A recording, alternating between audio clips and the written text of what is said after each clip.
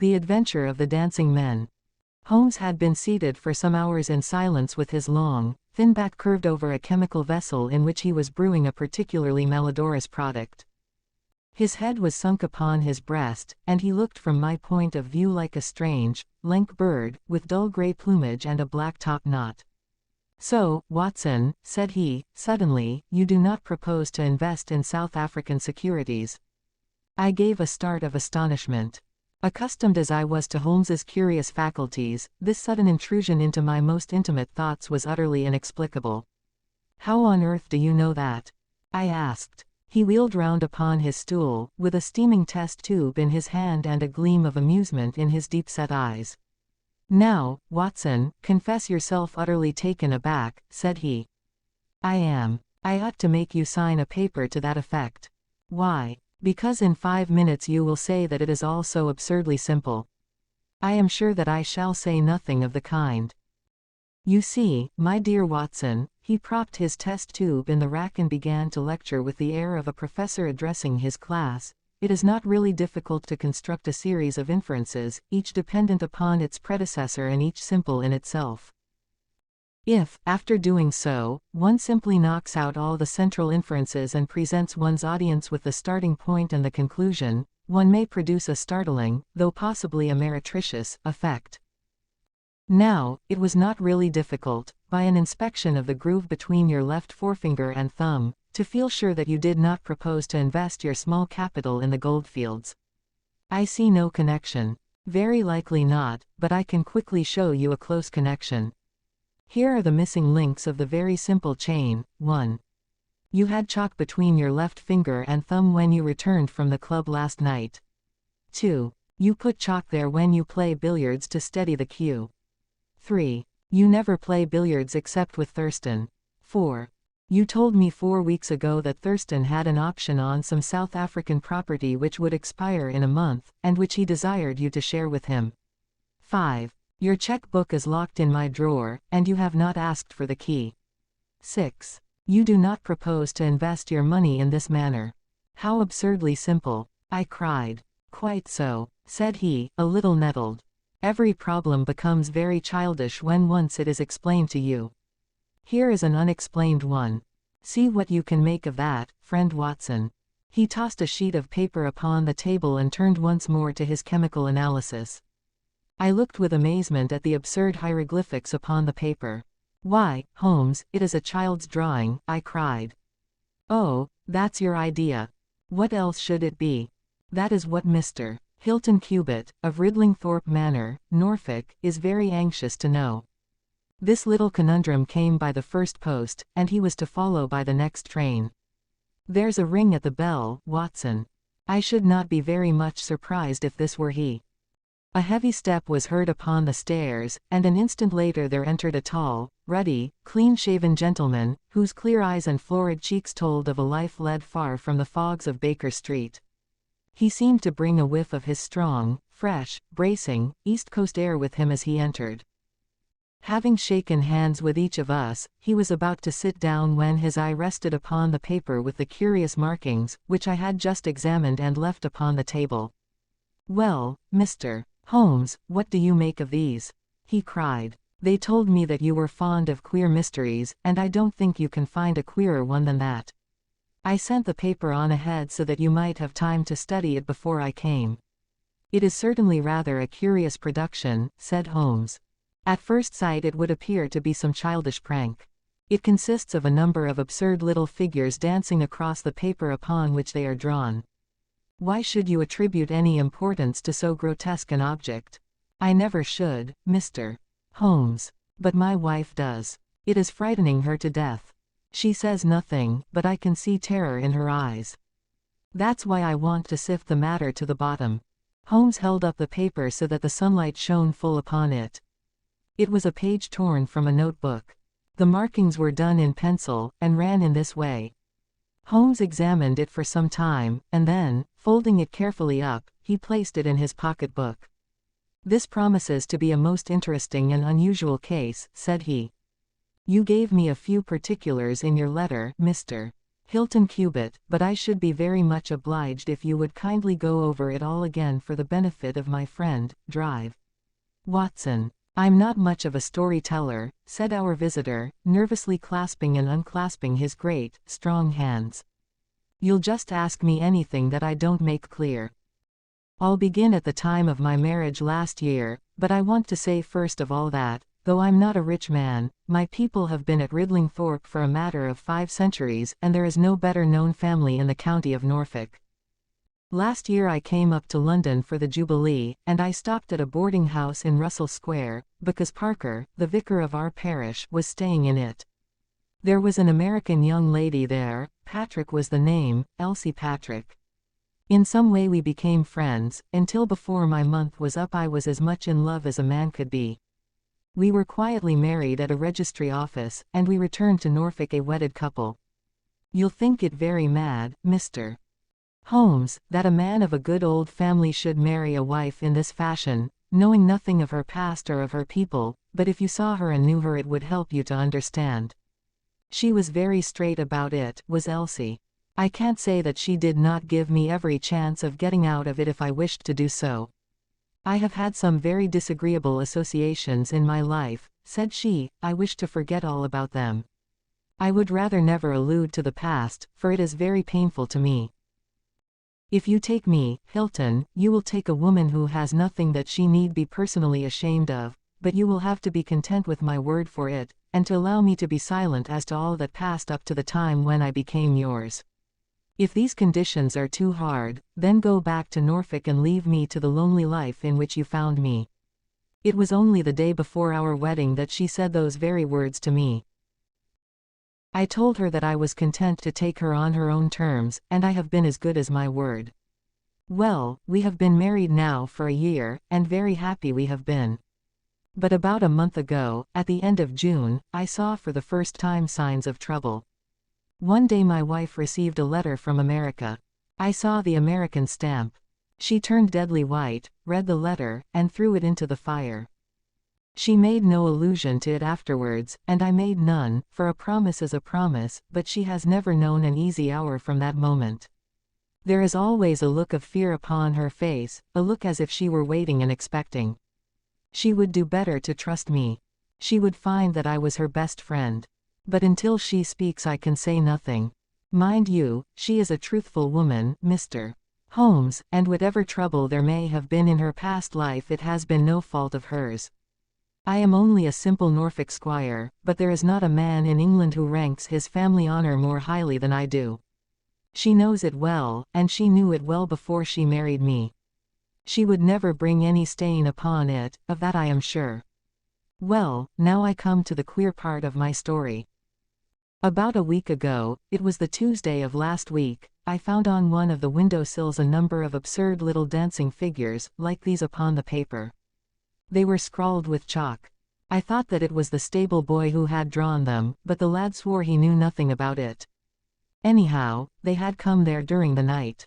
I had them washed out, and I only mentioned the matter to my wife afterwards. To my surprise she took it very seriously, and begged me if any more came to let her see them.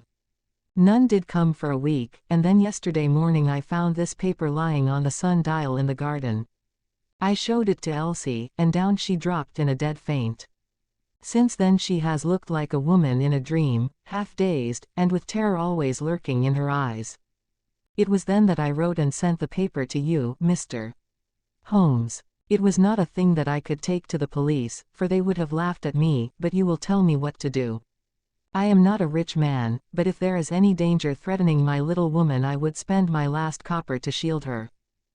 He was a fine creature, this man of the old English soil, simple, straight, and gentle, with his great, earnest blue eyes and broad, comely face.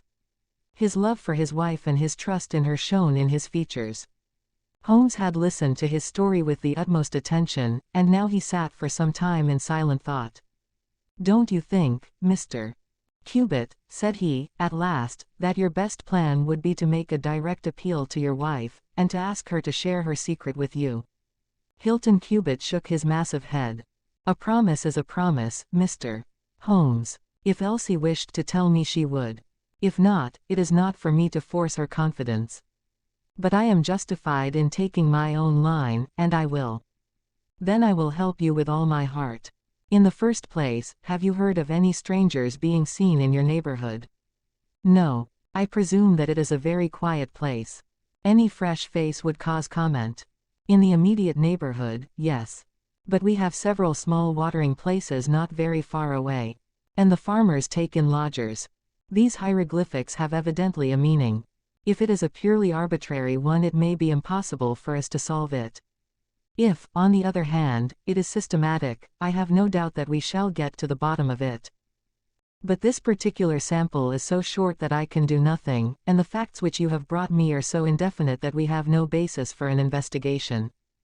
I would suggest that you return to Norfolk, that you keep a keen lookout, and that you take an exact copy of any fresh dancing men which may appear. It is 1,000 pities that we have not a reproduction of those which were done in chalk upon the window sill. Make a discreet inquiry also as to any strangers in the neighborhood. When you have collected some fresh evidence, come to me again. That is the best advice which I can give you, Mr. Hilton Cubitt. If there are any pressing fresh developments, I shall be always ready to run down and see you in your Norfolk home. The interview left Sherlock Holmes very thoughtful, and several times in the next few days I saw him take his slip of paper from his notebook and look long and earnestly at the curious figures inscribed upon it. He made no allusion to the affair, however, until one afternoon a fortnight or so later. I was going out when he called me back. "You had better stay here, Watson." "Why?" "Because I had a wire from Hilton Cubitt this morning. You remember Hilton Cubitt, of the Dancing Men? He was to reach Liverpool Street at 1:20. He may be here at any moment. I gather from his wire that there have been some new incidents of importance." We had not long to wait, for our Norfolk squire came straight from the station as fast as a hansom could bring him. He was looking worried and depressed, with tired eyes and a lined forehead. "It's getting on my nerves, this business, Mr. Holmes," said he, as he sank, like a wearied man, into an armchair. "It's bad enough to feel that you are surrounded by unseen, unknown folk, who have some kind of design upon you, but when, in addition to that, you know that it is just killing your wife by inches, then it becomes as much as flesh and blood can endure. She's wearing away under it, just wearing away before my eyes." "Has she said anything yet?" "No, Mr. Holmes, she has not. And yet there have been times when the poor girl has wanted to speak, and yet could not quite bring herself to take the plunge. I have tried to help her, but I dare say I did it clumsily, and scared her off from it. She has spoken about my old family, and our reputation in the county, and our pride in our unsullied honor, and I always felt it was leading to the point, but somehow it turned off before we got there. But you have found out something for yourself." "A good deal, Mr. Holmes. I have several fresh dancing men pictures for you to examine, and, what is more important, I have seen the fellow." "What, the man who draws them?" "Yes, I saw him at his work. But I will tell you everything in order. When I got back after my visit to you, the very first thing I saw next morning was a fresh crop of dancing men. They had been drawn in chalk upon the black wooden door of the tool house, which stands beside the lawn in full view of the front windows. I took an exact copy, and here it is." He unfolded a paper and laid it upon the table. "Here is a copy of the hieroglyphics." "Excellent," said Holmes. "Excellent. Pray continue." "When I had taken the copy I rubbed out the marks, but 2 mornings later a fresh inscription had appeared. I have a copy of it here." Holmes rubbed his hands and chuckled with delight. "Our material is rapidly accumulating," said he. 3 days later a message was left scrawled upon paper, and placed under a pebble upon the sun-dial. Here it is. The characters are, as you see, exactly the same as the last one. After that I determined to lie in wait, so I got out my revolver and I sat up in my study, which overlooks the lawn and garden. About 2 in the morning I was seated by the window, all being dark save for the moonlight outside, when I heard steps behind me, and there was my wife in her dressing gown. She implored me to come to bed.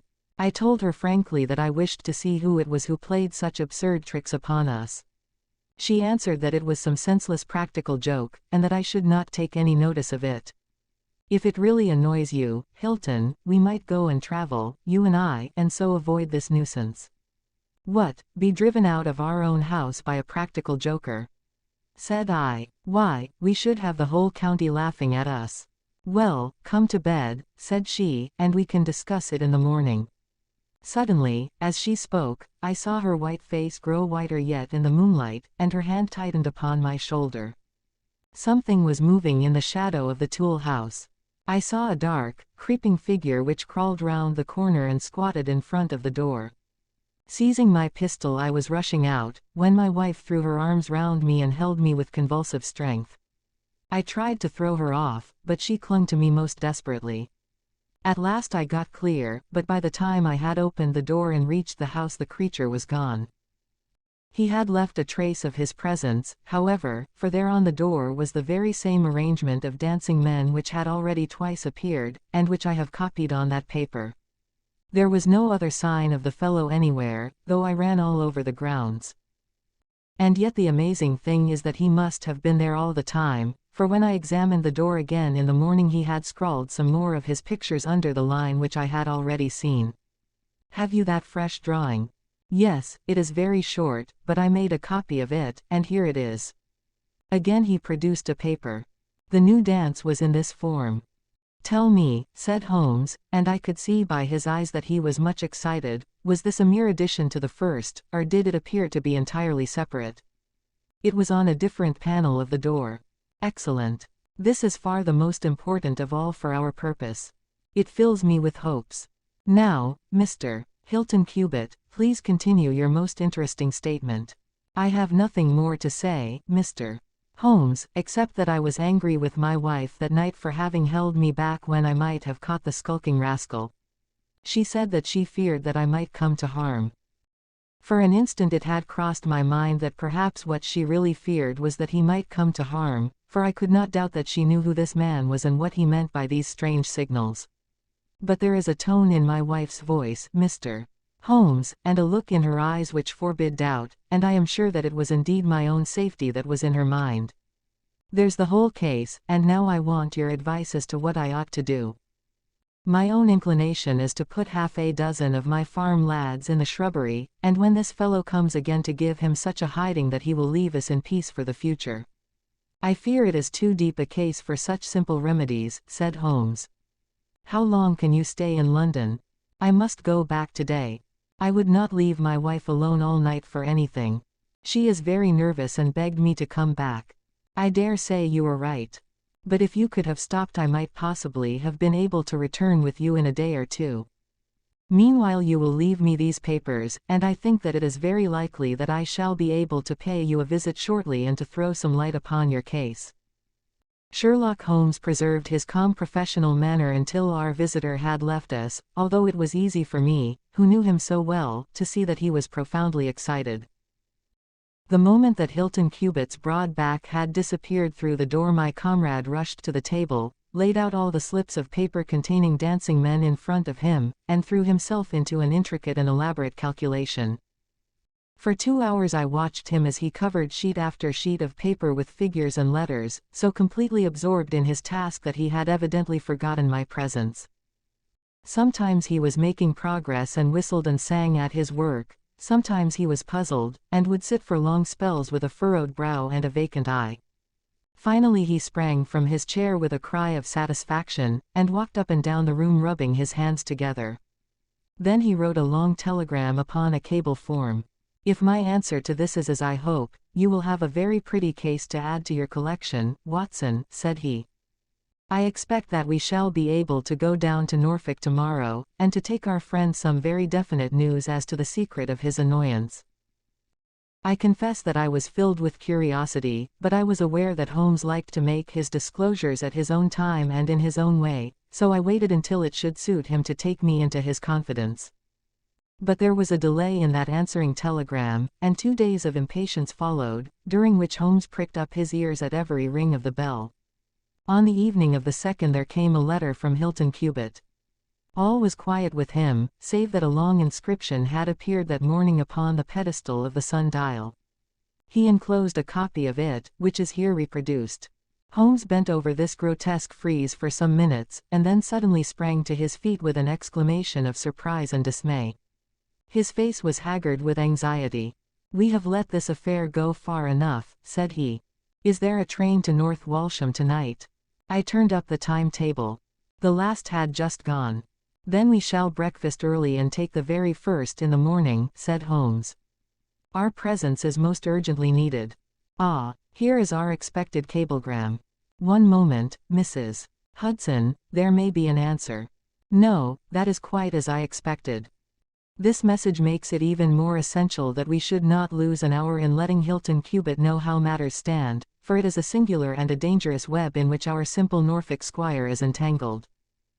So, indeed, it proved, and as I come to the dark conclusion of a story which had seemed to me to be only childish and bizarre, I experience once again the dismay and horror with which I was filled. Would that I had some brighter ending to communicate to my readers, but these are the chronicles of fact, and I must follow to their dark crisis the strange chain of events which for some days made Ridlingthorpe Manor a household word through the length and breadth of England. We had hardly alighted at North Walsham, and mentioned the name of our destination, when the station master hurried towards us. "I suppose that you are the detectives from London," said he. A look of annoyance passed over Holmes's face. "What makes you think such a thing?" "Because Inspector Martin from Norwich has just passed through. But maybe you are the surgeons. She's not dead, or wasn't by last accounts. You may be in time to save her yet, though it be for the gallows." Holmes's brow was dark with anxiety. "We are going to Ridlingthorpe Manor," said he, "but we have heard nothing of what has passed there." "It's a terrible business," said the station master. "They are shot, both Mr. Hilton Cubitt and his wife.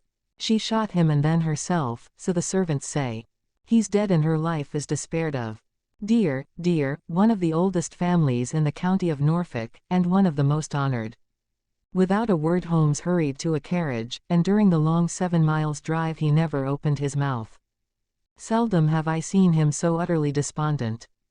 He had been uneasy during all our journey from town, and I had observed that he had turned over the morning papers with anxious attention, but now this sudden realization of his worst fears left him in a blank melancholy. He leaned back in his seat, lost in gloomy speculation. Yet there was much around to interest us, for we were passing through as singular a countryside as any in England, where a few scattered cottages represented the population of today, while on every hand enormous square-towered churches bristled up from the flat, green landscape and told of the glory and prosperity of old East Anglia. At last the violet rim of the German Ocean appeared over the green edge of the Norfolk coast, and the driver pointed with his whip to 2 old brick and timber gables which projected from a grove of trees. "That's Ridlingthorpe Manor," said he. As we drove up to the porticoed front door I observed in front of it, beside the tennis lawn, the black tool house and the pedestaled sun-dial with which we had such strange associations. A dapper little man, with a quick, alert manner and a waxed mustache, had just descended from a high dog-cart. He introduced himself as Inspector Martin, of the Norfolk Constabulary, and he was considerably astonished when he heard the name of my companion. "Why, Mr. Holmes, the crime was only committed at 3 this morning. How could you hear of it in London and get to the spot as soon as I?" "I anticipated it. I came in the hope of preventing it." "Then you must have important evidence of which we are ignorant, for they were said to be a most united couple." "I have only the evidence of the dancing men," said Holmes. "I will explain the matter to you later. Meanwhile, since it is too late to prevent this tragedy, I am very anxious that I should use the knowledge which I possess in order to ensure that justice be done. Will you associate me in your investigation, or will you prefer that I should act independently?" "I should be proud to feel that we were acting together, Mr. Holmes," said the inspector, earnestly. "In that case I should be glad to hear the evidence and to examine the premises without an instant of unnecessary delay." Inspector Martin had the good sense to allow my friend to do things in his own fashion, and contented himself with carefully noting the results. The local surgeon, an old, white-haired man, had just come down from Mrs. Hilton Cubitt's room, and he reported that her injuries were serious but not necessarily fatal. The bullet had passed through the front of her brain, and it would probably be some time before she could regain consciousness. On the question of whether she had been shot or had shot herself, he would not venture to express any decided opinion. Certainly the bullet had been discharged at very close quarters. There was only the one pistol found in the room, 2 barrels of which had been emptied. Mr. Hilton Cubitt had been shot through the heart. It was equally conceivable that he had shot her and then himself, or that she had been the criminal, for the revolver lay upon the floor midway between them. "Has he been moved?" asked Holmes. "We have moved nothing except the lady. We could not leave her lying wounded upon the floor." "How long have you been here, doctor?"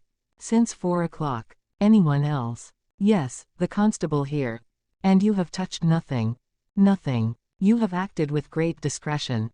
Who sent for you?" "The housemaid, Saunders." "Was it she who gave the alarm?" "She and Mrs. King, the cook." "Where are they now?" "In the kitchen, I believe." "Then I think we had better hear their story at once." The old hall, oak-paneled and high-windowed, had been turned into a court of investigation. Holmes sat in a great, old-fashioned chair, his inexorable eyes gleaming out of his haggard face. I could read in them a set purpose to devote his life to this quest until the client whom he had failed to save should at last be avenged. The trim Inspector Martin, the old, gray-headed country doctor, myself, and a stolid village policeman made up the rest of that strange company. The 2 women told their story clearly enough. They had been aroused from their sleep by the sound of an explosion, which had been followed a minute later by a second one. They slept in adjoining rooms, and Mrs. King had rushed into Saunders. Together they had descended the stairs. The door of the study was open and a candle was burning upon the table.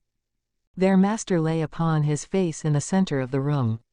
He was quite dead. Near the window his wife was crouching, her head leaning against the wall. She was horribly wounded, and the side of her face was red with blood. She breathed heavily, but was incapable of saying anything. The passage, as well as the room, was full of smoke and the smell of powder. The window was certainly shut and fastened upon the inside. Both women were positive upon the point. They had at once sent for the doctor and for the constable. Then, with the aid of the groom and the stable boy, they had conveyed their injured mistress to her room. Both she and her husband had occupied the bed. She was clad in her dress, he in his dressing gown, over his night clothes. Nothing had been moved in the study. So far as they knew, there had never been any quarrel between husband and wife. They had always looked upon them as a very united couple. These were the main points of the servants' evidence. In answer to Inspector Martin, they were clear that every door was fastened upon the inside, and that no one could have escaped from the house. In answer to Holmes, they both remembered that they were conscious of the smell of powder from the moment that they ran out of their rooms upon the top floor. "I commend that fact very carefully to your attention," said Holmes to his professional colleague.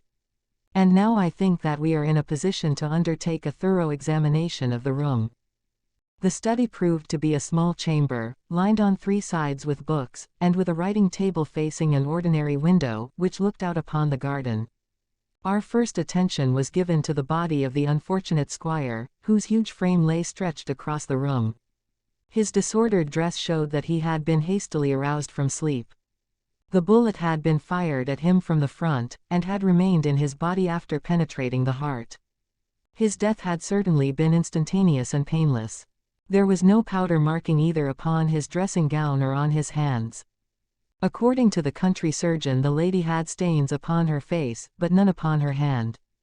"The absence of the latter means nothing, though its presence may mean everything," said Holmes. "Unless the powder from a badly fitting cartridge happens to spurt backwards, one may fire many shots without leaving a sign. I would suggest that Mr. Cubitt's body may now be removed. I suppose, doctor, you have not recovered the bullet which wounded the lady. A serious operation will be necessary before that can be done. But there are still 4 cartridges in the revolver. 2 have been fired and 2 wounds inflicted, so that each bullet can be accounted for." "So it would seem," said Holmes. "Perhaps you can account also for the bullet which has so obviously struck the edge of the window." He had turned suddenly, and his long, thin finger was pointing to a hole which had been drilled right through the lower window sash about an inch above the bottom. "By George!" cried the inspector. "However did you see that?" "Because I looked for it." Wonderful, said the country doctor. You are certainly right, sir. Then a third shot has been fired, and therefore a third person must have been present. But who could that have been, and how could he have got away? That is the problem which we are now about to solve, said Sherlock Holmes. You remember, Inspector Martin, when the servants said that on leaving their room they were at once conscious of a smell of powder. I remarked that the point was an extremely important one. Yes, sir, but I confess I did not quite follow you. It suggested that at the time of the firing the window as well as the door of the room had been open. Otherwise the fumes of powder could not have been blown so rapidly through the house. A draught in the room was necessary for that. Both door and window were only open for a very short time, however. How do you prove that? Because the candle has not guttered. Capital, cried the inspector. Capital. Feeling sure that the window had been open at the time of the tragedy, I conceived that there might have been a third person in the affair, who stood outside this opening and fired through it. Any shot directed at this person might hit the sash. I looked, and there, sure enough, was the bullet mark. But how came the window to be shut and fastened? The woman's first instinct would be to shut and fasten the window. But, halloa, what is this? It was a lady's handbag which stood upon the study table, a trim little handbag of crocodile skin and silver. Holmes opened it and turned the contents out. There were 20 50-pound notes of the Bank of England, held together by an India rubber band, nothing else. This must be preserved, for it will figure in the trial, said Holmes, as he handed the bag with its contents to the inspector. It is now necessary that we should try to throw some light upon this third bullet, which has clearly, from the splintering of the wood, been fired from inside the room. I should like to see Mrs. King, the cook, again. You said, Mrs. King, that you were awakened by a loud explosion. When you said that, did you mean that it seemed to you to be louder than the second one? Well, sir, it wakened me from my sleep, and so it is hard to judge. But it did seem very loud. You don't think that it might have been two shots fired almost at the same instant? I am sure I couldn't say, sir. I believe that it was undoubtedly so. I rather think, Inspector Martin, that we have now exhausted all that this room can teach us. If you will kindly step round with me, we shall see what fresh evidence the garden has to offer. A flower bed extended up to the study window, and we all broke into an exclamation as we approached it. The flowers were trampled down, and the soft soil was imprinted all over with footmarks. Large, masculine feet they were, with peculiarly long, sharp toes. Holmes hunted about among the grass and leaves like a retriever after a wounded bird.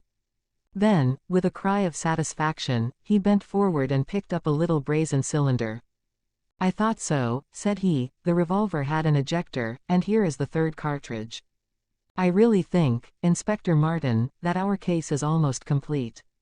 The country inspector's face had shown his intense amazement at the rapid and masterful progress of Holmes's investigation.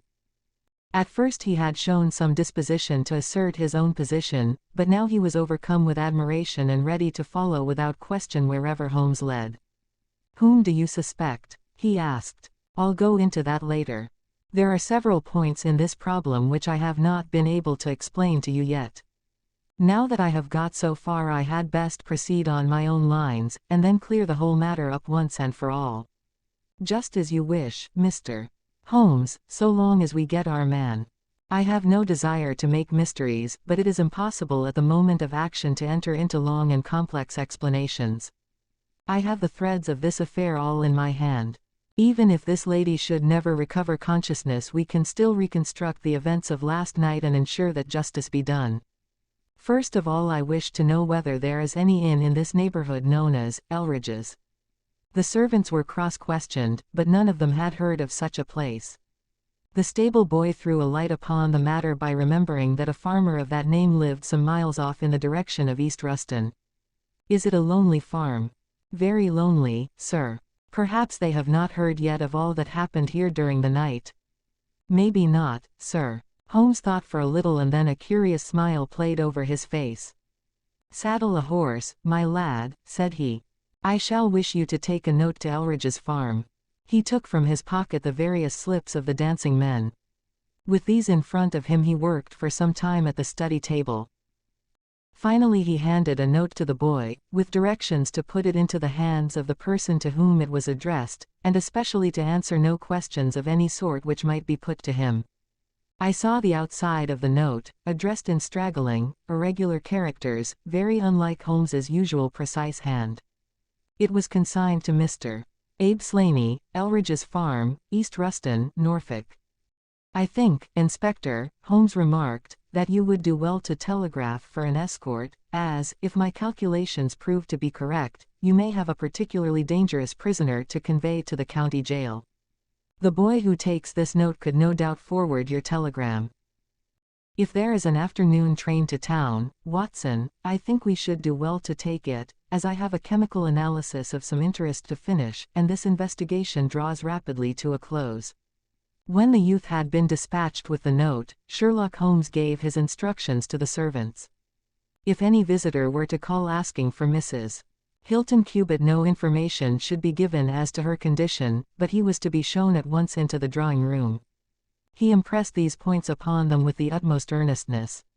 Finally he led the way into the drawing-room with the remark that the business was now out of our hands, and that we must while away the time as best we might until we could see what was in store for us. The doctor had departed to his patients, and only the inspector and myself remained. "I think that I can help you to pass an hour in an interesting and profitable manner," said Holmes, drawing his chair up to the table and spreading out in front of him the various papers upon which were recorded the antics of the dancing men. "As to you, friend Watson, I owe you every atonement for having allowed your natural curiosity to remain so long unsatisfied. To you, Inspector, the whole incident may appeal as a remarkable professional study. I must tell you first of all the interesting circumstances connected with the previous consultations which Mr. Hilton Cubitt has had with me in Baker Street." He then shortly recapitulated the facts which have already been recorded. "I have here in front of me these singular productions, at which one might smile had they not proved themselves to be the forerunners of so terrible a tragedy. I am fairly familiar with all forms of secret writings, and am myself the author of a trifling monograph upon the subject, in which I analyze 160 separate ciphers, but I confess that this is entirely new to me. The object of those who invented the system has apparently been to conceal that these characters convey a message, and to give the idea that they are the mere random sketches of children. Having once recognized, however, that the symbols stood for letters, and having applied the rules which guide us in all forms of secret writings, the solution was easy enough. The first message submitted to me was so short that it was impossible for me to do more than to say with some confidence that the symbol stood for E. As you are aware, E is the most common letter in the English alphabet, and it predominates to so marked an extent that even in a short sentence one would expect to find it most often. Out of 15 symbols in the first message 4 were the same, so it was reasonable to set this down as E. It is true that in some cases the figure was bearing a flag and in some cases not, but it was probable from the way in which the flags were distributed that they were used to break the sentence up into words. I accepted this as a hypothesis, and noted that E was represented by. But now came the real difficulty of the inquiry. The order of the English letters after E is by no means well marked, and any preponderance which may be shown in an average of a printed sheet may be reversed in a single short sentence. Speaking roughly, T, A, O, I, N, S, H, R, D, and L are the numerical order in which letters occur, but T, A, O, and I are very nearly abreast of each other, and it would be an endless task to try each combination until a meaning was arrived at. I, therefore, waited for fresh material. In my second interview with Mr. Hilton Cubitt he was able to give me 2 other short sentences and 1 message, which appeared, since there was no flag, to be a single word. Here are the symbols. Now, in the single word I have already got the 2 E's coming second and fourth in a word of 5 letters. It might be, sever, or, lever, or, never. There can be no question that the latter is a reply to an appeal as far the most probable, and the circumstances pointed to its being a reply written by the lady. Accepting it as correct, we are now able to say that the symbols stand respectively for N, V, and R. Even now I was in considerable difficulty, but a happy thought put me in possession of several other letters. It occurred to me that if these appeals came, as I expected, from someone who had been intimate with the lady in her early life, a combination which contained two E's with 3 letters between might very well stand for the name, Elsie. On examination I found that such a combination formed the termination of the message, which was 3 times repeated. It was certainly some appeal to Elsie. In this way I had got my L, S, and I. But what appeal could it be?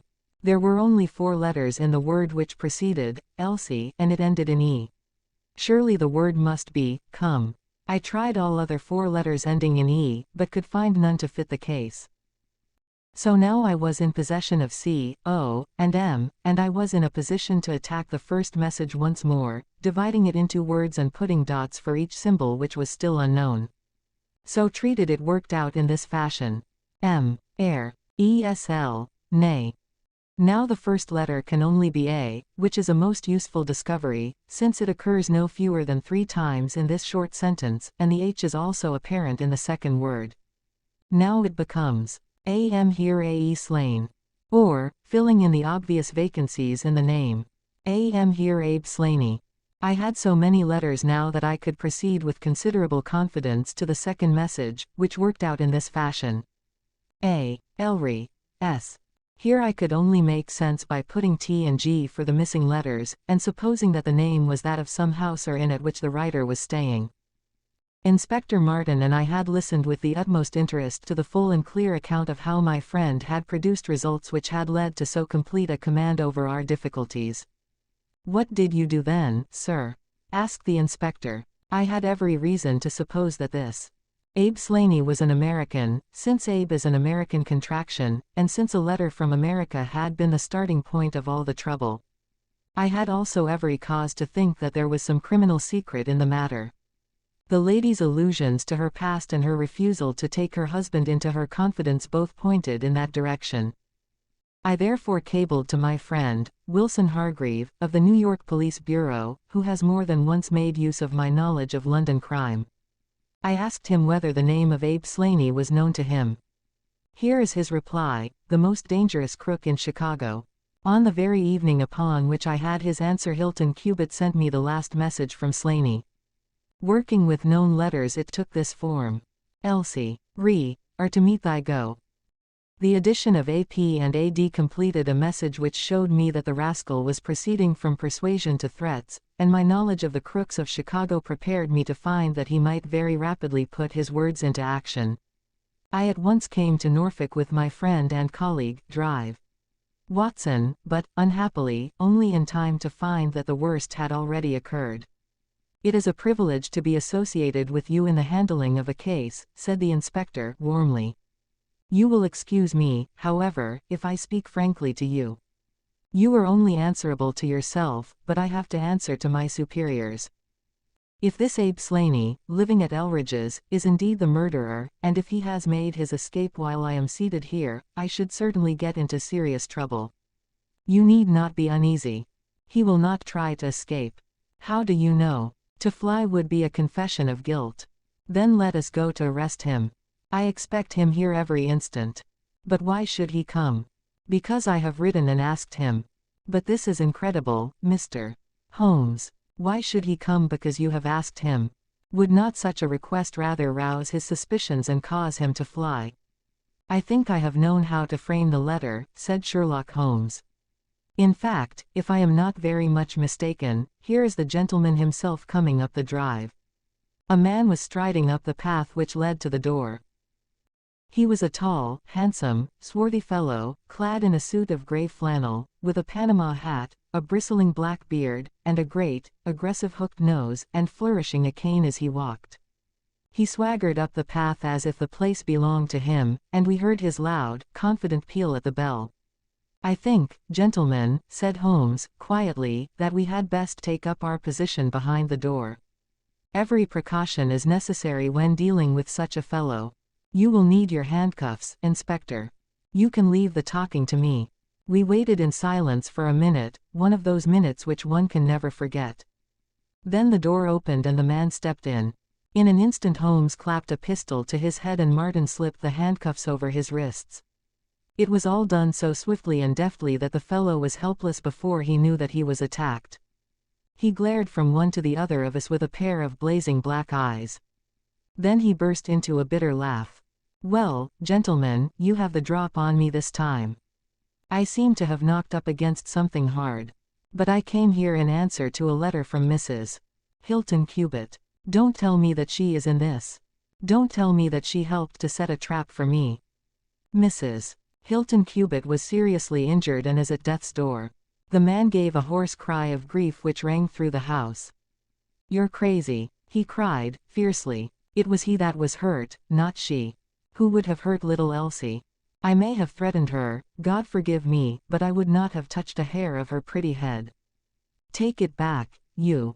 Say that she is not hurt. She was found badly wounded by the side of her dead husband. He sank with a deep groan on to the settee and buried his face in his manacled hands. For 5 minutes he was silent. Then he raised his face once more, and spoke with the cold composure of despair. "I have nothing to hide from you, gentlemen," said he. "If I shot the man he had his shot at me, and there's no murder in that.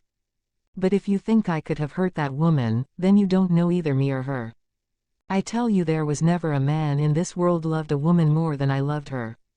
I had a right to her. She was pledged to me years ago. Who was this Englishman that he should come between us? I tell you that I had the first right to her, and that I was only claiming my own." "She broke away from your influence when she found the man that you are," said Holmes, sternly.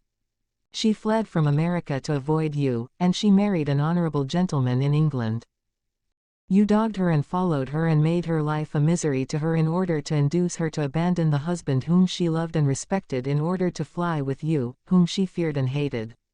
You have ended by bringing about the death of a noble man and driving his wife to suicide. That is your record in this business, Mr. Abe Slaney, and you will answer for it to the law." "If Elsie dies I care nothing what becomes of me," said the American.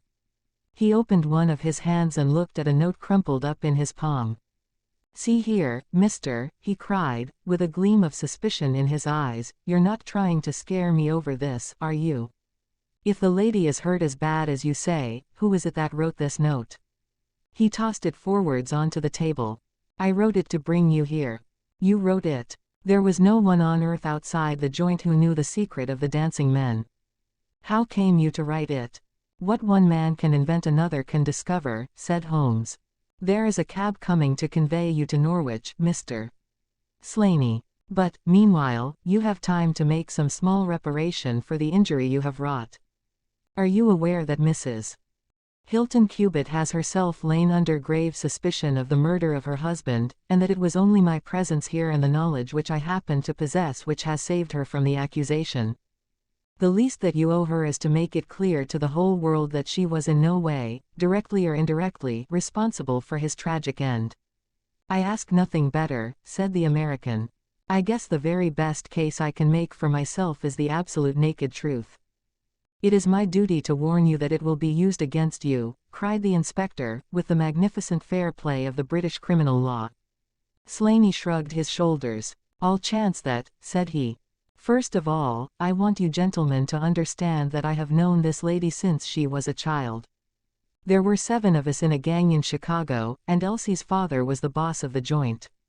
He was a clever man, was old Patrick. It was he who invented that writing, which would pass as a child's scrawl unless you just happened to have the key to it. Well, Elsie learned some of our ways, but she couldn't stand the business, and she had a bit of honest money of her own, so she gave us all the slip and got away to London. She had been engaged to me, and she would have married me, I believe, if I had taken over another profession, but she would have nothing to do with anything on the cross. It was only after her marriage to this Englishman that I was able to find out where she was. I wrote to her, but got no answer. After that I came over, and, as letters were no use, I put my messages where she could read them. Well, I have been here a month now. I lived in that farm, where I had a room down below, and could get in and out every night, and no one the wiser. I tried all I could to coax Elsie away.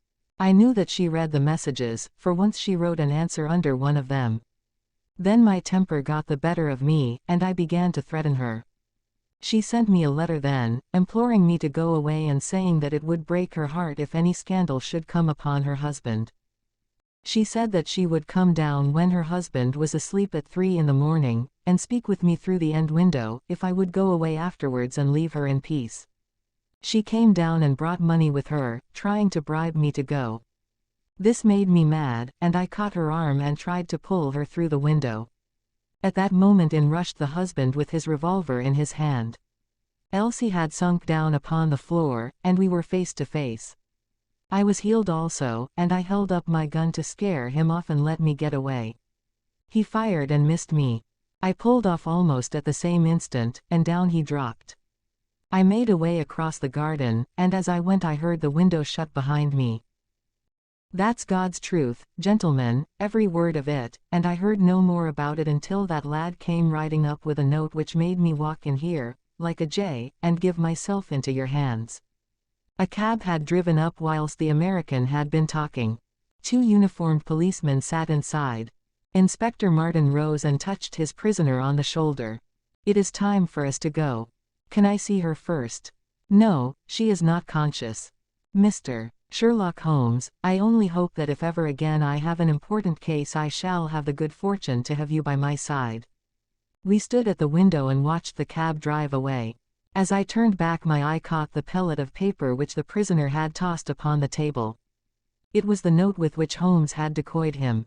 See if you can read it, Watson, said he, with a smile. It contained no word, but this little line of dancing men. If you use the code which I have explained, said Holmes, you will find that it simply means, come here at once. I was convinced that it was an invitation which he would not refuse, since he could never imagine that it could come from anyone but the lady.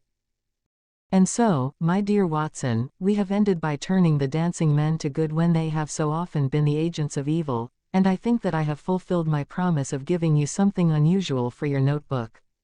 3:40 is our train, and I fancy we should be back in Baker Street for dinner. Only one word of epilogue. The American, Abe Slaney, was condemned to death at the winter assizes at Norwich, but his penalty was changed to penal servitude in consideration of mitigating circumstances and the certainty that Hilton Cubitt had fired the first shot. Of Mrs. Hilton Cubitt I only know that I have heard she recovered entirely, and that she still remains a widow, devoting her whole life to the care of the poor and to the administration of her husband's estate.